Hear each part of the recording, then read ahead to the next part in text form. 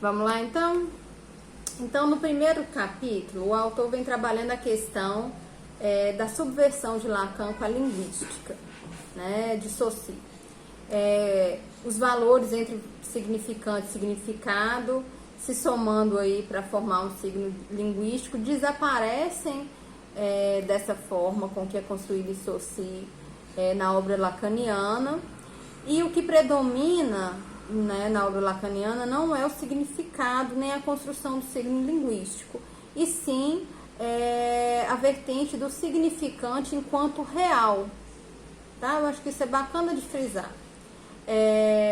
Vou citar aqui o texto.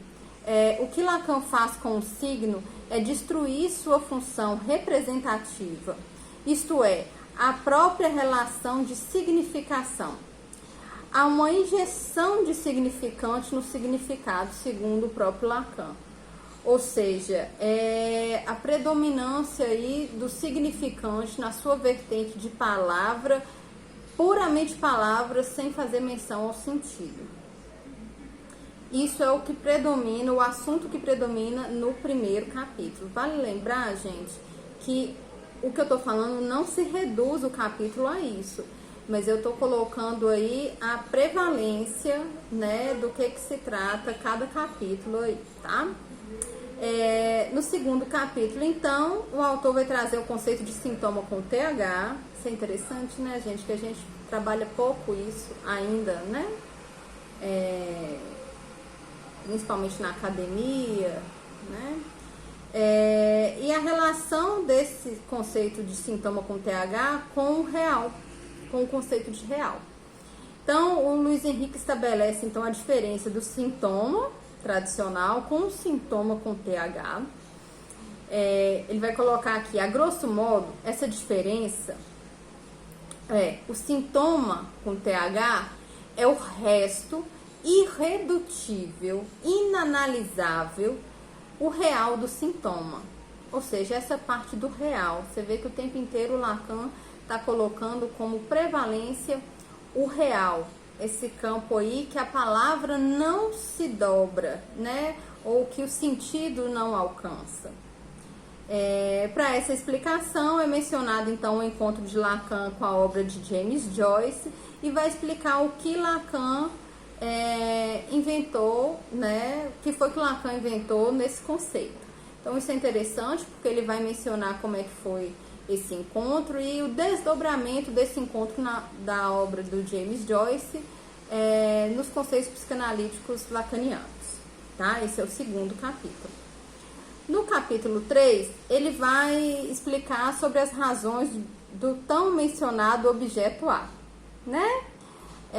E por que isso é um conceito digno do Lacan e para que ele veio. Por que o Lacan precisou desse conceito, né? E o que ele veio responder dentro da obra do Lacan. O que o objeto A veio responder dentro da obra lacaniana. Um ponto importante na leitura do Luiz Henrique é de como ele domina a teoria de forma geral. Ele realmente domina muito a teoria lacaniana e teve a capacidade de ir explicando os desdobramentos que acontecem nos diversos conceitos, né? Qual que foi o conceito de objeto A, né, no primeiro momento, no segundo momento, quais foram essas transformações e a mudança que vai acontecendo. Ele vai nos narrando essas mudanças, além de ir contextualizando e até mesmo explicando de forma mais acessível. Isso é uma característica bem legal do Luiz Henrique.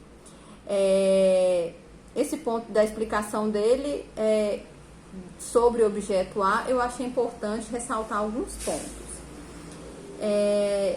Ele coloca, né, nas palavras dele: Lacan apresenta aqui 4 indicações díspares e esse não alinhamento consigo mesmo é uma característica importante da presença do objeto A na teoria. Né? Quais são esses 4 momentos do objeto A na teoria lacaniana? O primeiro, o grafo do sujeito, que é a principal referência e o ponto de partida para a explicação do objeto A. O esquema L, né, com prevalência do conceito da imagem, já não é no sujeito, mas na imagem, no conceito de imagem, o objeto A nessa vertente. O terceiro é o objeto A nos discursos, lembra aqueles 4 discursos que o Lacan nomeia, o discurso do universitário, do mestre, da histérica e do analista? Esse mesmo.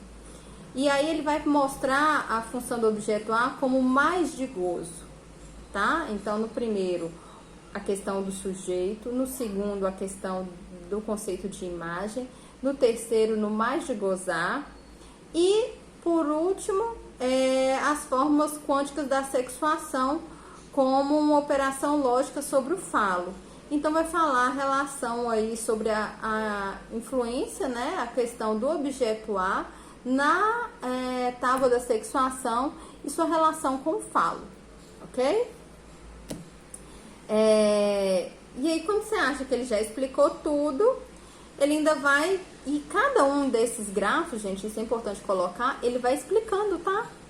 Ele vai colocando, explicando cada um desses grafos, tá? Então, ele ainda vai se debruçar sobre cada um desses itens e vai acrescentar a questão do objeto A no passe com relação ao que falou o Miller, Jacqueline Miller, tá? No quarto capítulo, ele vai elaborar sobre as invenções de Lacan, o que foi singular e o que se diferenciou a teoria lacaniana das demais teorias psicanalíticas. De início, ele vai fazer um corte radical entre Freud e Lacan, né? Primeiro, o Luiz, ele começa a sua obra... mentira, desculpa, não é o Luiz, não. O Lacan começa a sua obra a partir do tema da psicose e não com a histeria, como foi Freud. Então, para vocês verem que a perspectiva, né, de onde parte cada um dos autores é bem distinta. A obra lacaniana vai contar com a influência de surrealistas, que é a época em que o Lacan vivia, né? Além das leituras de Hegel e a crítica à obra de Vallon. Então, em relação à obra de Vallon, é quando o Lacan, então, se dedica a uma melhor teorização da imagem, né, o imago, e é a partir daí que ele vai, então, trazer o registro do imaginário e a participação na construção do sujeito lacaniano. Isso é um ponto muito importante na obra do Lacan, porque ele vai trazer esse conceito de imaginário a partir dessa crítica em relação à obra, né, do Vallon. Luiz Henrique, então, alinhava todos esses conceitos, né, com os textos escritos por Lacan, no seu livro sobre os escritos e sobre na verdade, sobre o texto O Tempo Lógico e a Asserção da Certeza Antecipada no livro dos escritos. Então, o Lacan, o Luiz Henrique, ele não só fala sobre isso, como ele explica sobre o que é essa questão da imagem, qual que é a diferença da obra do Lacan com a obra de Vallon, qual que é a crítica e quais são as consequências psíquicas da relação do sujeito com a sua imagem, tá? Como que é construído e o que tem de decisivo aí nessa questão com a imagem. E ele explica de forma muito lúdica, o que ajuda bastante essa questão e tira um pouco essa tensão técnica, né? No quinto capítulo, ele vai trabalhar o lugar e o outro. E se dedica às questões do encontro de Lacan com Saussure e Jacobson. Eu particularmente adoro Jacobson, acho muito interessante as pontuações que ele fez, né? Pelo menos as citadas por Lacan. Muitos falam de Saussure, mas importantes conceitos da clínica psicanalítica vem desse lugar que o Lacan deu à fala do Jacobson, que ele é um fonoaudiólogo e estruturalista, mas que traz contribuições valiosas E o Luiz Henrique enfatiza esse ponto interessante do Jacobson. Depois dessa exposição, Luiz vai dar então continuidade sobre as questões do gozo, do furo no campo do outro, e aqui ele vai então explicar o grafo do desejo, aquele edifíciozinho tão complexo quanto famoso, e explicar os matemas. E aí ele vai encerrar esse capítulo então mostrando a formulação do real simbólico imaginário e o enundamento de Borromeu para conseguir então explicar o gozo do outro, né, e a sua ausência. Então, gente, eu estou mostrando muito mais o que ele trabalha do que como ele trabalha, para não tirar a beleza da leitura do livro, que eu acho que todo mundo tem que fazer, porque são conceitos que são difíceis, vocês estão ouvindo, gente, o que é isso? Mas ele vem explicando de forma muito didática e natural, sabe? Flui. E no último, quando se lê o texto, percebe que a escrita dele ainda tinha muito mais para ser escrita. A gente consegue perceber isso no decorrer da leitura. Ele vem falar então do sujeito, enfim, em questão. E aí ele vai explicar com muita propriedade teórica sobre o que é o sujeito em psicanálise e as razões de ser tão importante isso dentro da obra. Consequentemente, ele vai costurando então com a questão do enunciado, enunciação e o lugar do analista, que são conceitos que estão muito próximos e articulados entre si. Para finalizar, então, tem uma explicação dele sobre Lacan e a escola, uma questão mais institucional. E essa parte do livro vem tratar não somente de uma questão teórica, mas de uma questão política e institucional sobre o ensino lacaniano, através da participação do próprio Luiz Henrique, e ele acaba fazendo uma brincadeira, né? Aí um certo conto que fala então sobre como teria sido o encontro dele com Lacan. E assim termina o livro que Lacan inventou e que a gente tenta então explicar, né, aqui o que é que o livro aborda. Não é minha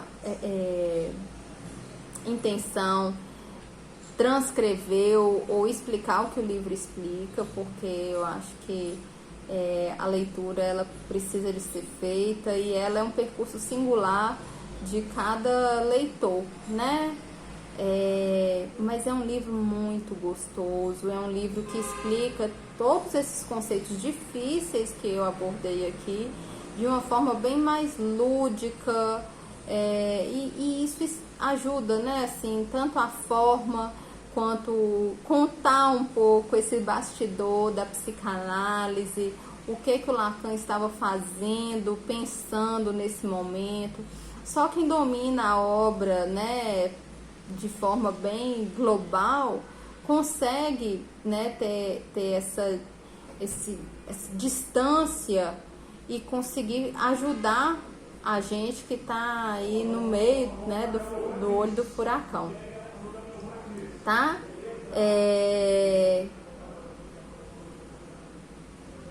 Tô vendo aqui se tem mais alguma coisa interessante aqui que eu preciso de colocar para vocês. Então é uma visão panorâmica, né, da obra de Lacan, permite ao leigo interessado em psicanálise entender conceitos e ler Lacan sem medo de entender, sabe? Eu acho que ajuda, ele também ajuda a ler Lacan sem medo. Vale lembrar que a obra lacaniana são feitas em sua grande parte de livros por seminários, então isso deixa totalmente diferente, porque o Lacan está dando seminário, ele não está escrevendo o texto. O que ele escreve mesmo são os escritos e outros escritos, que são textos até mais acessíveis, porque o Lacan ali está compromissado com uma transmissão através do seu texto, né? Então, há livros do Lacan que são bem técnicos e que de toda forma precisa de recorrer a outros autores que auxiliem esse percurso, e é o caso do Luiz Henrique, nosso tão estimado Luiz, e que se eterniza aí pelas memórias que ele deixa, né, em outros psicanalistas que tiveram a oportunidade de estar com ele em algum momento, e que a Cristina fez muito bem em recolher essa obra inacabada, porém com um percurso muito interessante que nos auxilia aí nesses conceitos da psicanálise, tá? Espero que tenham gostado. Estamos abertos a debates, seja aqui no canal do Deituriara, seja no YouTube, né? Tragam dúvidas e comentários que eu acho que vale super a pena, tá ok? Então, um beijo pra vocês, até a próxima.